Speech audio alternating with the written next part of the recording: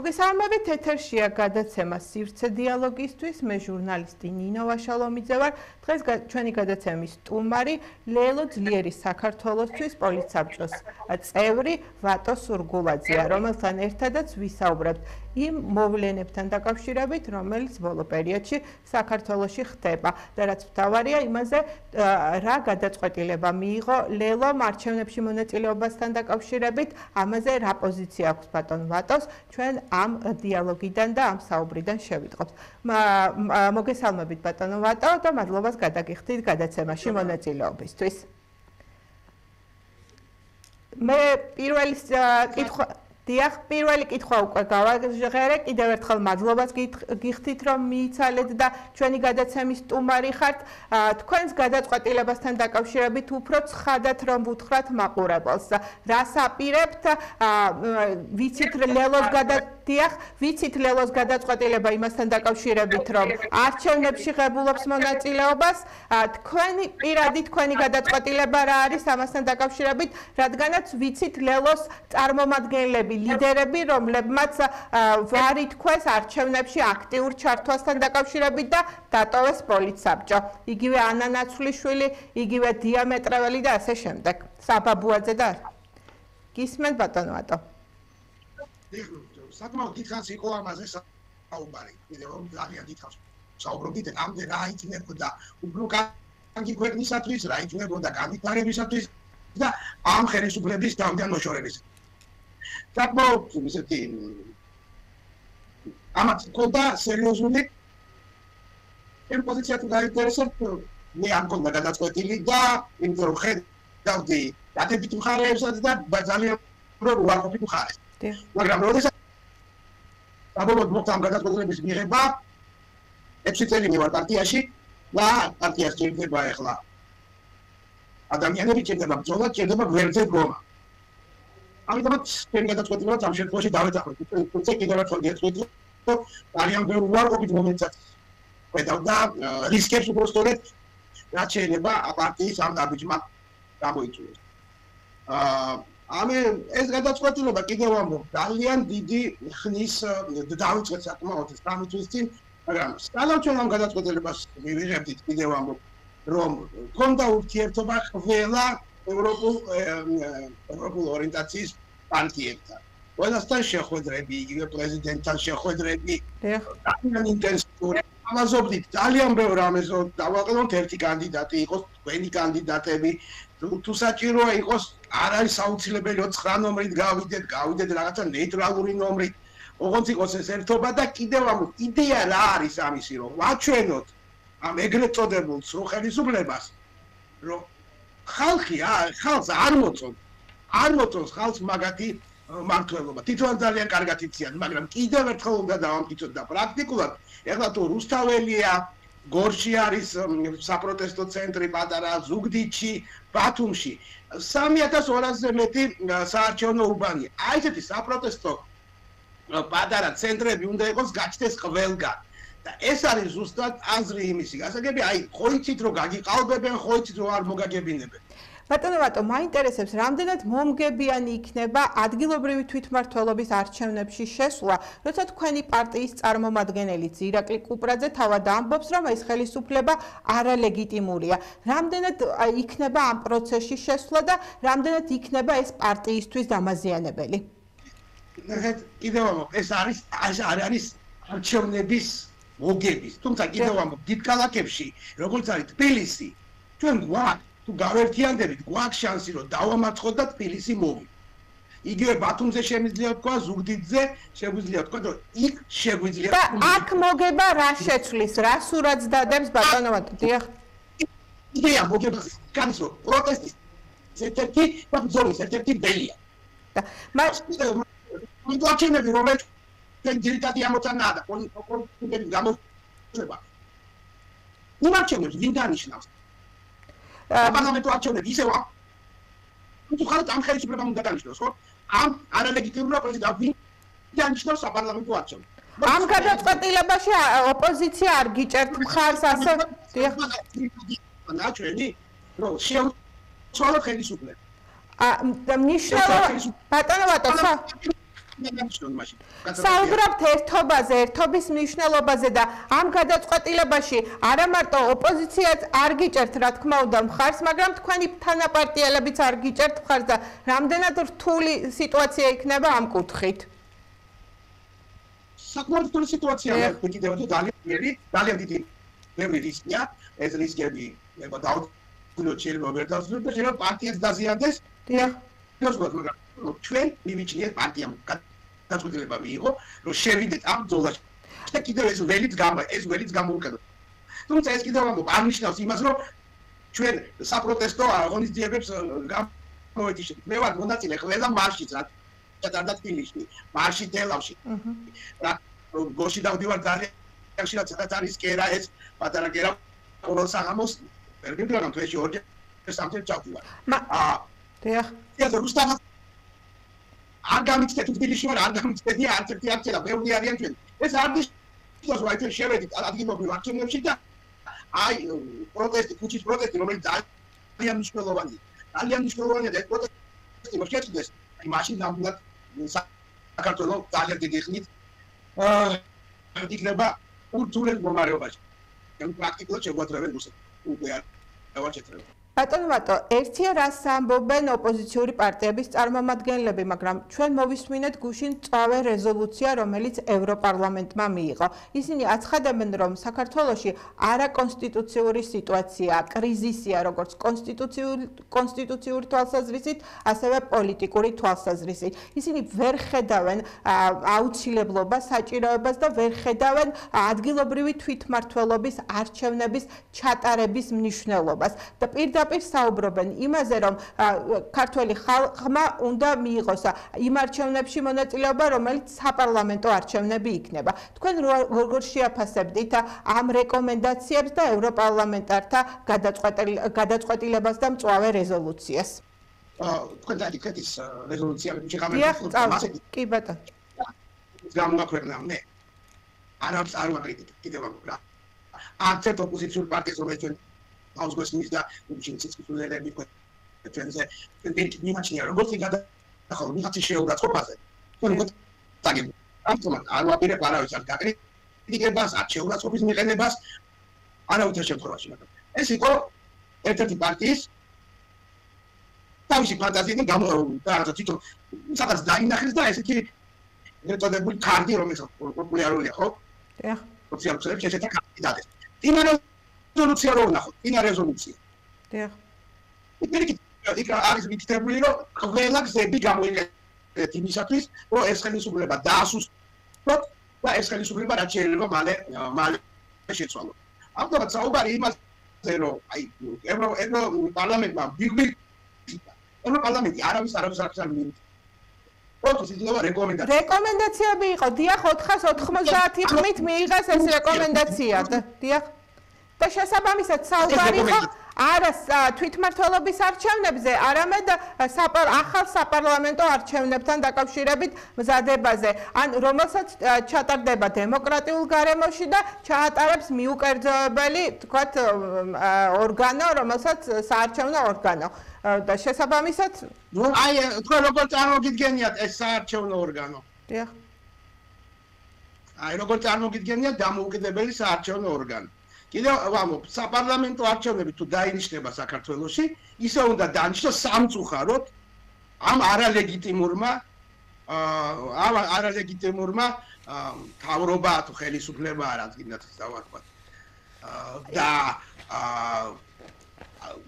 მაინც ამათი დასანიშნია და როგორ წარმოუდგენია ზოგიერთებს რომ ვიღაცა სხვა დანიშნავს.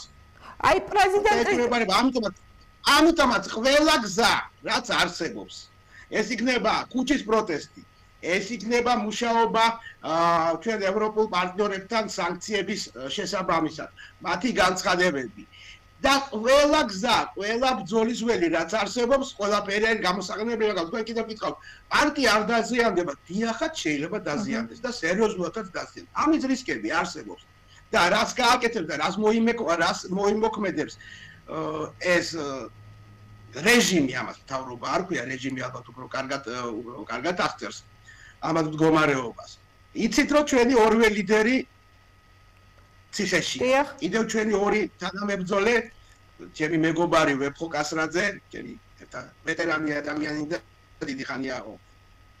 ყველა კონფლიქტიდან სადაც მე ვიყავი ვეფხოც იყოი და ჩემი მეგობარი მეორე ჩემი მეგობარი ვასკო კაძელაშვილი ციხეში ზის. არაფელზე, მართლაც არაფელზე და ერთავრობა ხვალ რას გამოიგონებს და რა სიტყვას კი წააგებთ ამ არჩევნებს. ის შეიძლება წავაგოთ. მაგრამ ვაჩვენებთ რომ არჩევნები მეტი ხალხი თუ გამოვა, ვაჩვენებთ რომ არა, ესე არ არის თქვენ როგორც გინდათ და ხალხს არ მოწოლხარ. აი ეს არის ამოცანა კიდევ ამბობ რომ ყველა 3200-ზე მეტი უბანი ვაქციოთ პატარა წინააღმდეგობის ველად. ფაქტობრივად იგივე საუბრობს საქართველოს რიგით მეხუთე პრეზიდენტი სალომე ზურაბიშვილი, მას აქვს სამოქმედო გეგმა და იგი საუბრობს იმაზე, რომ ქართული პოლიტიკური პარტიები, ოპოზიციური პოლიტიკური პარტიები არ უნდა შევიდეს ადგილობრივი თვითმმართველობის არჩევნებში და საუბრობს იმაზე, რომ ახლა გამოსავალია ტექნიკური მთავრობა, რომელიც მიგვიყვანს საპარლამენტო არჩევნებამდე. თქვენ როგორ შეფასებას მისცემდით გუშინდელ გამოსვლას სალომე ზურაბიშვილის სამოქმედო გეგმასთან დაკავშირებით და რა პოზიცია გაქვთ ამასთან დაკავშირებით? პირველი ნაწილი თქვით.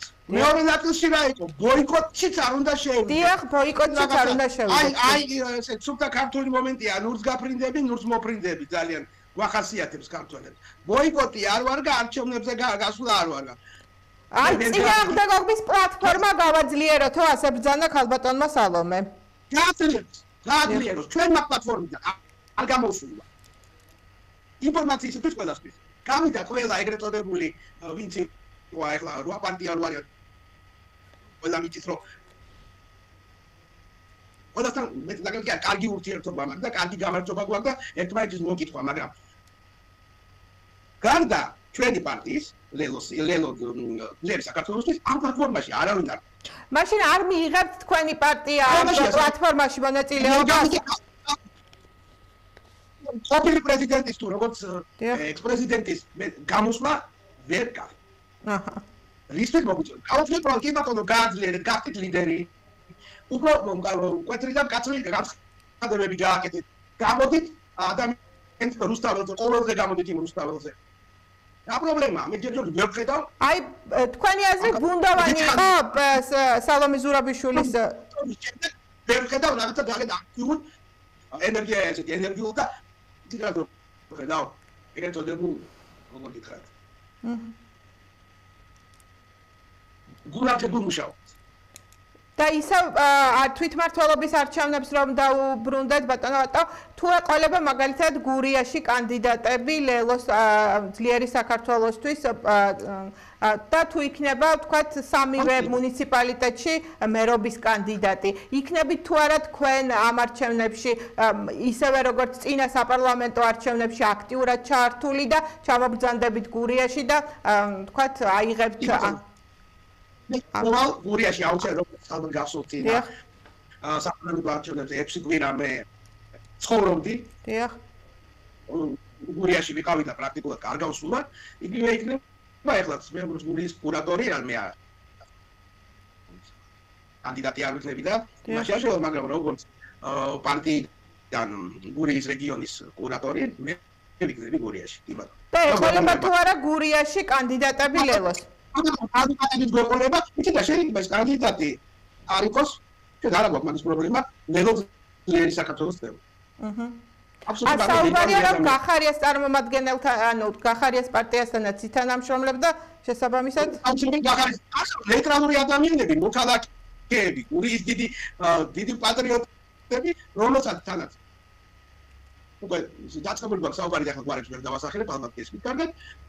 რომელიც ჩვენ დავაყენოთ აბსოლუტურად ნეიტრალური ადამიანები, ეს არ არის აუცილებელი გინდა თუ არა გახარია. ანუ თქვენ ორ პარტიას შორის უკვე საუბრები მიდის დიალოგი მასთან დაკავშირებით ვინ გეყოლებათ კანდიდატები? ამაზე საუბარი არ არის, თუმცა დიალოგი არადროს არ გაწყვეტილა ყველაფერს მიუხედავად, ალბათ ასე ვიცახი.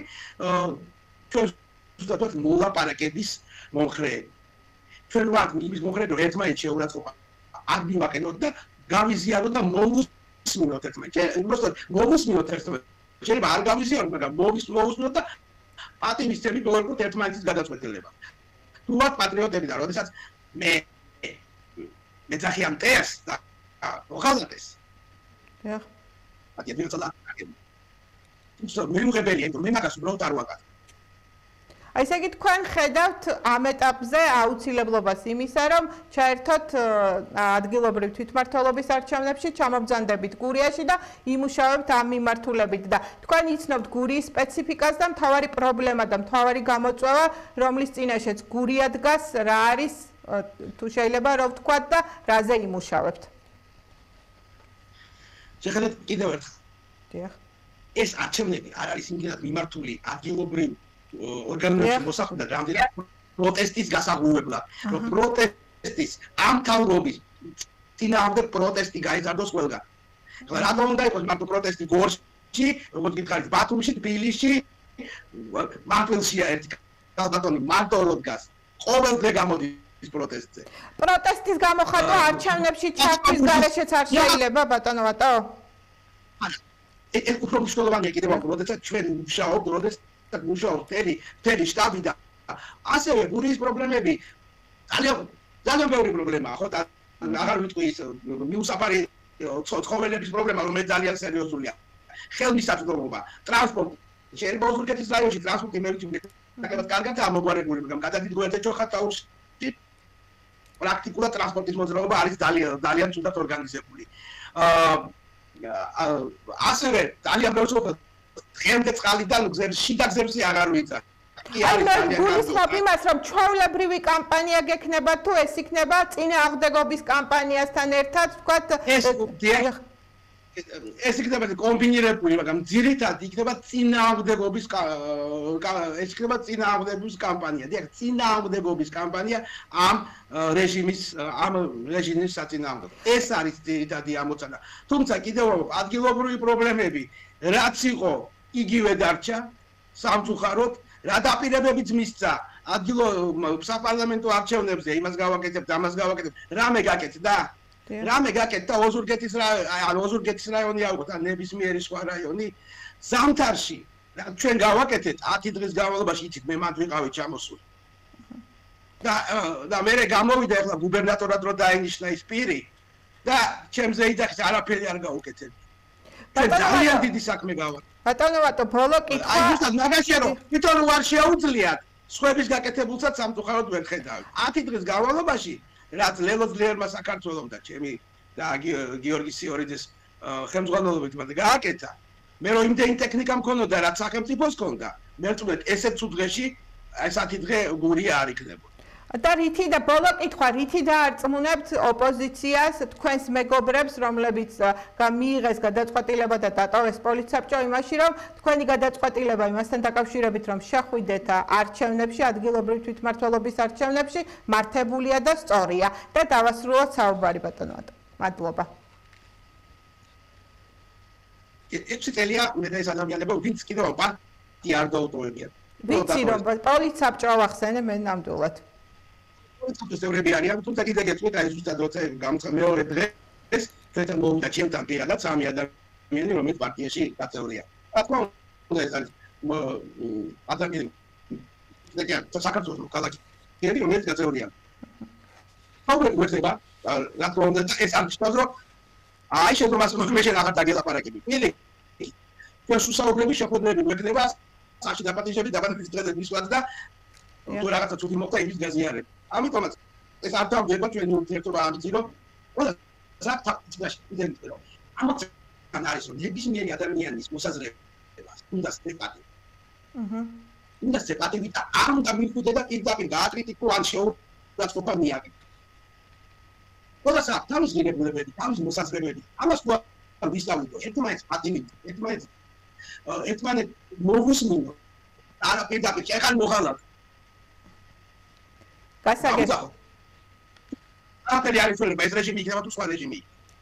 გასაგებია ბატონო ვატო მადლობას გიხდით გადაცემაში ჩართვისთვის ჩვენი გადაცემის სტუმრობისთვის მაყურებელს კი შევახსენებ რომ დღეს ჩვენი გადაცემის სტუმარი იყო ლელო ძლიერის საქართველოსთვის პოლიცსაბჭოს წევრი ვატო სურგულაძე კიდევ ერთხელ დიდი მადლობა